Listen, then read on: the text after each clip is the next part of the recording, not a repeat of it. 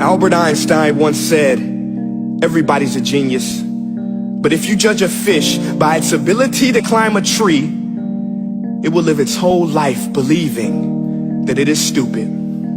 Ladies and gentlemen of the jury, today on trial we have modern day schooling. Glad you could come. Not only does he make fish climb trees, but also makes them climb down and do a 10-mile run. Tell me, school, are you proud of the things you've done? Turning millions of people into robots, do you find that fun? Do you realize how many kids relate to that fish swimming upstream in class, never finding their gifts, thinking they are stupid, believing they are useless? Well, the time has come, no more excuses. I call school to the stand and accuse him of killing creativity, individuality, and being intellectually abusive. He's an ancient institution that has outlived his usage. So, Your Honor, this concludes my opening statement, and if I may present the evidence of my case, I will prove it. Proceed. Exhibit A. Here's a modern day phone. Recognize it? Here's a phone from 150 years ago. Big difference, right? Stay with me. Here's a car from today, and here's a car from 150 years ago. Big difference, right? Well, get this. Here's a classroom of today, and here's a class we used 150 years ago. Now ain't that a shame? In literally more than a century, nothing has changed. Yet you claim to prepare students for the future? But with evidence like that, I must ask, do you prepare students for the future or the past? I did a background check on you and let the record show that you were made to train people to work in factories, which explains why you put students in straight rows, nice and neat, tell them sit still, raise your hand if you want to speak, give them a short break to eat, and for 8 hours a day tell them what to think.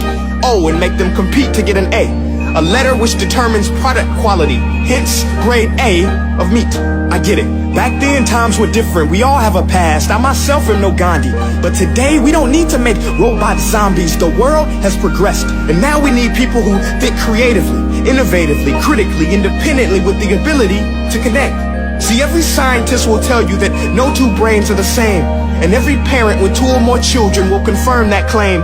So please explain why you treat students like cookie cutter frames or snapback hats, giving them this one-size-fits-all crap. Watch your language. Sorry, Your Honor, but if a doctor prescribed the exact same medicine to all of his patients, the results will be tragic. So many people will get sick, yet when it comes to school, this is exactly what happens. This educational malpractice, where one teacher stands in front of 20 kids, each one having different strengths, different needs, different gifts, different dreams, and you teach the same thing the same way? That's horrific. Ladies and gentlemen, the defendant should not be acquitted. This may be one of the worst criminal offenses ever to be committed. And let's mention the way you treat your employees. Objection. Overruled. I want to hear this. It's a shame.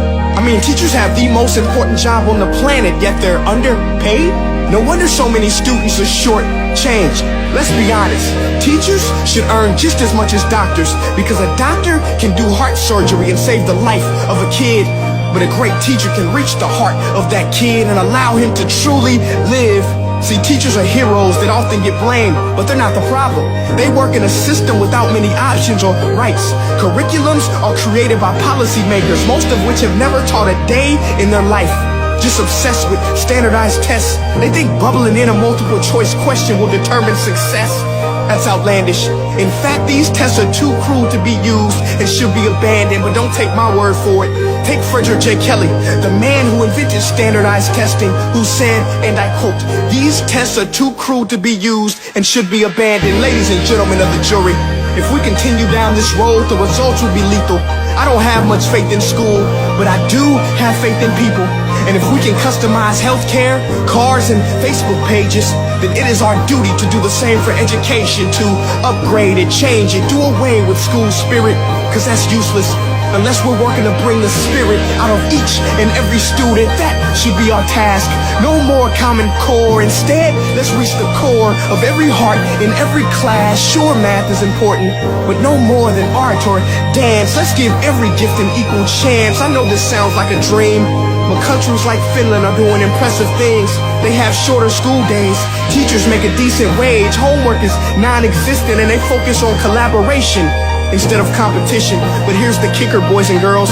Their educational system outperforms every other country in the world. Other places like Singapore are succeeding rapidly. Schools like Montessori, programs like Khan Academy. There is no single solution, but let's get moving. Because while students may be 20% of our population, they are 100% of our future. So let's attend to their dreams, and there's no telling what we can achieve. This is a world in which I believe, a world where fish are no longer forced to climb trees. I rest my case.